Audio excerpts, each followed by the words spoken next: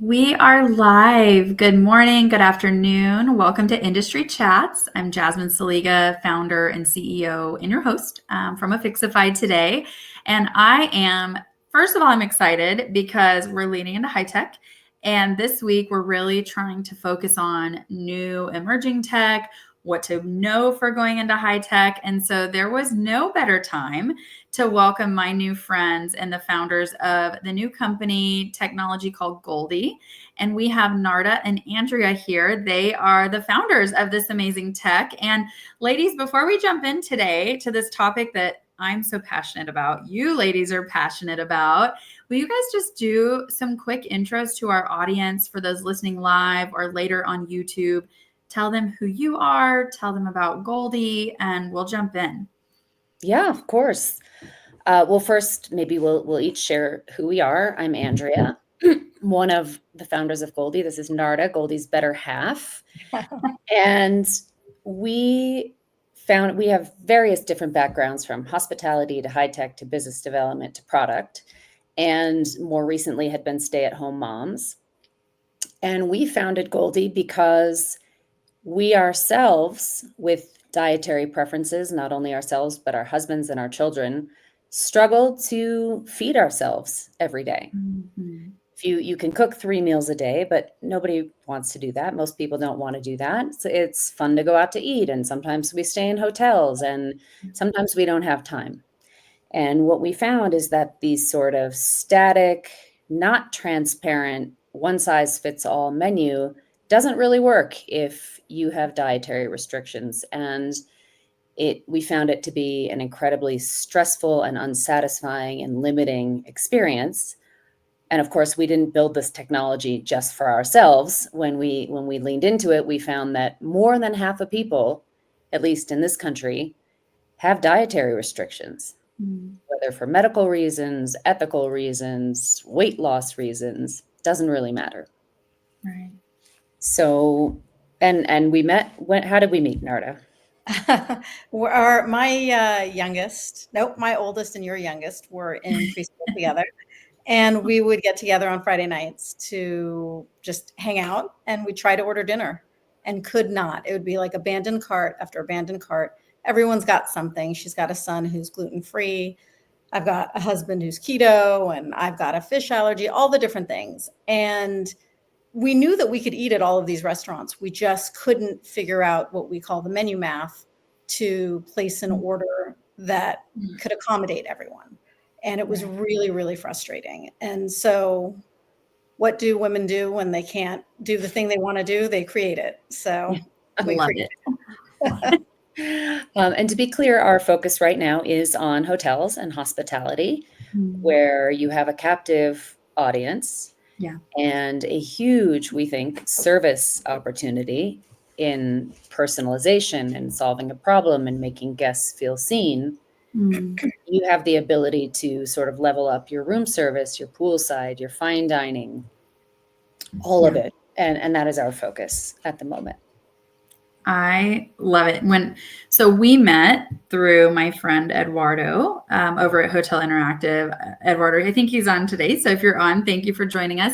He had mentioned you guys. And when I looked at what you were doing, first of all, female founders. So that has my heart anyway, right? But then I have a personal story, and we'll get into that a little bit, about my own family's dietary needs and how hard that has been for several years now. And so when I talked to you ladies and I learned about what you were doing at Goldi, I was like on fire, because, we talk to tech companies all the time, and there's so many amazing things happening, but it really unlocks, I think, a new way of personalizing the guest experience, because we think in hospitality of, you have the right guest room and the guest name and all these amazing things. But like, this is a real problem that you ladies are solving that really needed to be addressed in our industry. So I can't wait. I can't wait to dive in today. Quickly, for our audience, tell us, where are you ladies located? Go ahead. I'm in Los Angeles, and Okay. Andrea is temporarily in Colorado because she got displaced from the LA fires. I'm normally in LA. We live several blocks away from one another, and I'll be back in about a month. Yay. Yay. Okay. Well, let's jump and dive right in. So tell us a little bit. I want to hear about how your journey started. So we're going to talk about like why personalization is so important in food and beverage and hospitality and all of that. But we know your journey started with your families really needing this. How did you guys go from this is a need, we need to create it, to like, this is a platform, we're going to go all out? We did it step by step. Okay. And had we known what the steps were, I'm going to say we wouldn't have done it. We're glad that we did. Yeah. But we really started with design. Okay. And how we understood the problem. We understood the problem very well. Right. And we understood what we wanted to provide, which was a dynamic, fully customized and transparent menu for every person. So how do you get from point A to point B? We started with design. How would you even lay this thing out to tell the story to your guests on the front end and get them to use it? But also on the back end, how do you take in these menus and onboard them in a way that can talk to a theoretical system in such a way as to spit out that kind of a result? And Right. I just remember Narda and I doing hand drawing after hand drawing of how this might all lay out and operationalize, Wow. even before we ever got to the part of writing a technical spec, interviewing teams, and figuring out how to proceed. And then COVID hit, and we were homeschooling. We have five young kids between us. We just kept going. We raised money during COVID, put together our investor deck. We had a ton of interest. People, the thing about this problem is it touches 50% of people or more. So even if you don't have dietary preferences, your loved ones do, the people you have to eat with do. So we were able to raise money on that. Yeah. And then we went through the process of hiring a tech team. We had some good experiences, some bad experiences, but we were in it. We were not giving up, and we kind of coined the phrase that Goldi is inevitable. Yeah, I love that. And that kept us going. I think it's wonderful, and I can really resonate because we went in very naively as well. So my co-founder Stephanie and I, women founders, we had been in tech. We just went for it. And I was the same. I mean, I was like, I don't think if I had known the steps it would take, like we're 3 years in now, that I would have done it. But I'm so glad I didn't, right? I think there's like a blessing in being a bit naive in this process, because I think you can be more innovative and creative too. When you don't. Can. You're less limited by kind of looping thoughts and other things. And then honestly, people like you who have first person experiences who really needed this also kept us going, to be honest. Yeah. Well, and I think that as a mom, so I'll take my business owner hat off for a minute, but as a mom, what I love so much about Goldi, and I think it's a good lead into like the need for redefining food and beverage for the guest. So I have 3 boys, right? I'm very open about my boy mom life, and my one of my kiddos, I guess I won't say which one, but because if he ever watched this, he'd be like, Mom. But I have one of my sons who around 2 to 3 years old, and we were very distraught about behaviors, and I was really not sure what was going on. And I just, I have a bit of a more like holistic approach to things. And I thought, I don't want to do anything till I start really looking at like, what are his inputs, is what we call them in our home. Like, what are the inputs? And I started kind of tracking. And at that time, this was several years ago now, for almost 5 years ago, I was like, it seems like when he has these foods, we see this outcome, and that outcome is really negative and behaviorally. And so I actually reached out to a dietitian. And at that time she said, I'm so sorry, I don't know, I don't really know much about behaviors linked to. Now that's a very different story because we talk about it more. But I went down, like, as a mom, I was a stay-at-home mom at that time too. My husband's a physical therapist, so he had some resources, but we were like, what are we doing? And that's okay. We have a dog too.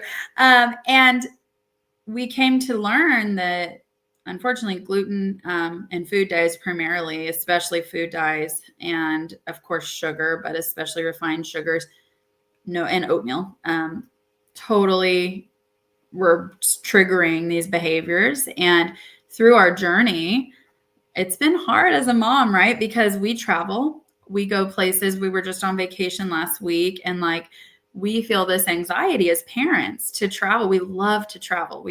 I grew up overseas. Going places on vacation, it almost makes me sick, because I'm like, oh, what are we gonna not know was in his food that's gonna hurt his week, our week? And so with that, I could talk on, but I think that just proves that what you're doing is so valuable, because we talk a lot about personalization and hospitality, but what about this aspect? This is something that's been unaddressed. Well, thank you for getting personal. We appreciate it, and we can very, very much relate to that stress. We've had some things on our end as well. But you take the existing menu, and it's a menu. Narda likes to say, when she's not on mute, that menus are one size fits all, and people are not. Yeah. So you have a static menu, you have limited information. There's only so much you can put on the page. And you have servers who also have limited information, high degree of turnover, and also dietary needs are not just vegetarian or gluten-free. There's, keto and Mediterranean and refined sugar-free and low carb, and it's too much to ask of any server to warehouse all of that information. And so the sort of analog solution to that has been, we're going to stick a bunch of V's and GF's and VEG's next to every dish on the menu. Right. But that doesn't really do the trick. Most people have more than one dietary preference, actually, we're finding. Right. And those don't even begin to cover the gamut of what those preferences are. Right. And so we, like you, see a ton of personalization in the guest experience. It's ever elevated and trying to make guests feel seen and welcome and more at home while experiencing something new. Right. But we like to think about which types of things have the most impact on the most guests. Right. And from a hotel perspective, which initiatives have a real return on investment attached to them? Because you can't do it just to do it and hope that there's a halo effect. And so we didn't plan for it to be this way, but we feel like Goldi is that intersection of incredibly high impact in the sense that it affects so many guests. And the way that our business model is set up, hotels can very clearly measure the return on the investment that they make in this. Which is so important. Right. And after 5 years of kind of getting kicked in the head about various different ideas we had about implementing, we finally made it extraordinarily easy for hotels to implement. There is no technology implementation needed on the part of the hotel. It can be done with a QR code or a tap card, and that is it. We don't even touch tech unless a property wants us to integrate in with their POS for digital ordering in room, for example. Okay. So basically what you're saying, it's a pretty low lift to get this started, but it's a heavy impact. I mean, I'm thinking even guest retention, because if I know that I have a place that's going to accommodate my family, I'm going to go back. Narda, what do you think of that? I mean, for me, so I have a fish allergy, and it gets snuck into every sauce, every broth, everything. And so for the most part, I don't believe anything anybody says when I say, like, is there fish in this? Because there is. And and so I'm always like the side salad. So for me, when there are places I can go where I know I can safely eat, besides the fact that I order a ton more, it's where I want to be, because I can exist there and not worry about being sick for the next week. So to me, it is the ultimate personalization. It's everyone has it's not very eloquent, but I call it their like food fingerprint. Everyone has different way that they eat, different likes. I have a son who, like, if cilantro's in the room, he tastes soap. Yeah, I was going to say that's a crazy phenomenon, by the way. Yeah. And it's a huge one. I mean, now when we're looking at the data, cilantro, it's one of my favorite things, but like, it's insane how many people select no cilantro on Goldi. It's a real preference. I don't know if it's increasing. I mean, the data that we're seeing is pretty phenomenal, and the trends, how diets change, the trendy diets change, and Yes, it they do. really, it helps people inform their menus too. Yeah. So now you've sparked another like off script question, which is why we do industry chats. We don't like to stay on any kind of script. But so you said you guys are able to see like cilantro is often removed. Are you providing hotels with these recommendations of like, hey, here's what we're seeing. You might consider this to make your restaurant or your in-room dining more guest friendly. Are you guys doing that sort of data analytic sharing as well? We share with our hotel partners all of the aggregated, obviously, data around which options people are choosing, so that as they're developing their menus, and frankly, as they're sourcing ingredients, do we really need to buy all these beets and all this blue cheese? Yeah. They can develop their menus over time to better and more efficiently target their audience, and keep track of how things change over time, and maybe waste less food.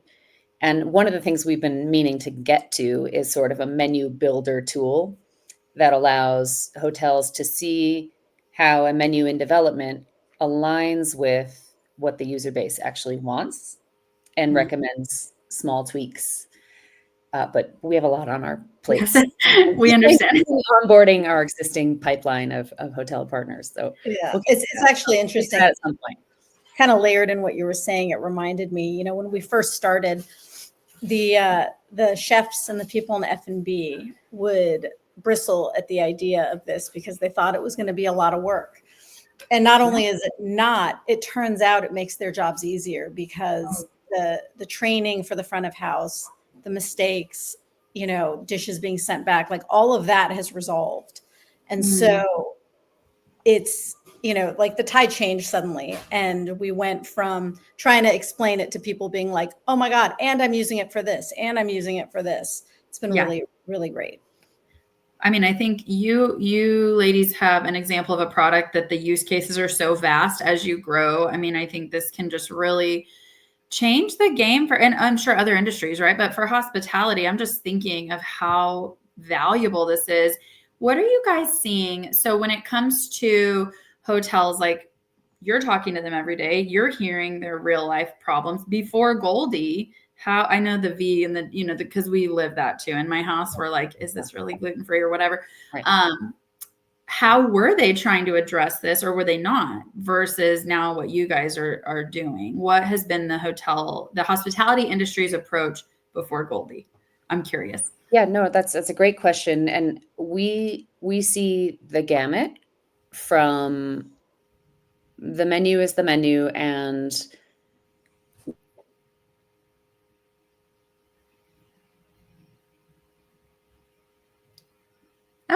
Oh, did she freeze? I think we lost. That's okay. That's okay. Narda, what are you seeing when you're talking to hostess? Yeah. So, I mean, it like, I think what she was going to say is it runs the gamut. Like there are some who they don't touch it. They're like, look, the menu is the menu. There are those that have the dots. We have a partner that we're just starting to work with that has this incredible notebook that reminds me of the bound map I had in my car when the Thomas Guide when I was 16. Yeah. And that's how people figure out what they can eat is they take this big notebook and it's like, okay, well, I have this and this, and it cross sections with this and da-da. And so this is like, it's taking that and putting it into the future. It's, like car directions now. We use Google Maps and Waze and all of those things. Right. It's like the puzzle. You're putting together the puzzle for these hotels. And I think to me, it's a phenomenal way to go about servicing guests and really making that experience enjoyable. And it looks like Andrea is back. So Andrea, nope, Narda shared a lot. It was awesome. She shared with us a little bit about what she has seen with hotels trying, the notebook, trying to solve this problem. Anything on your end? Well, we see a lot of servers, I don't know whether you mentioned this, scuttling back and forth to the kitchen to try to get questions answered. And to Narda's point about making life easier operationally, that's a pretty big burden on a chef Yeah. who's trying to prepare meals and supervise a Right. staff and make sure that everything is flowing seamlessly. The back and forth, does this fit this? Does this contain this? And in fact, I had an experience recently where my daughter and I ordered a burger and fries. And the fries came and they looked like they'd maybe been coated in panko, and I don't eat gluten. And so I asked, and the server went to some mythical Bible and came back and said there was no gluten in them. We love them. We went to order them a couple days later, of course, and the server said, I noticed you ordered a gluten-free bun. Did you know that the fries have gluten? So, and I mean, we can't, I mean, story Yeah. after story, our own and others. Mhm. So it's just an imperfect process where everyone is trying to do their best. Yeah. We do see with hotels on the more luxury end that, well, part of our service is that we have these magical servers who are so well trained that they can do this, and this is part Yeah. of our service opportunity. But we've seen over and over again that fail. It's kind of too much to ask. And also, what if the server could focus instead on being more personable and hospitable and recommending wine pairings and flavor Yeah. profiles and elevating the experience that way, Right. while the rest is made seamless and easy. And that's kind of our answer. And we do have, about to go live with a Michelin recommended restaurant. And so even the finest restaurants are coming to understand the Yeah. added service element that is just, it's not fair or even possible for the staff to handle.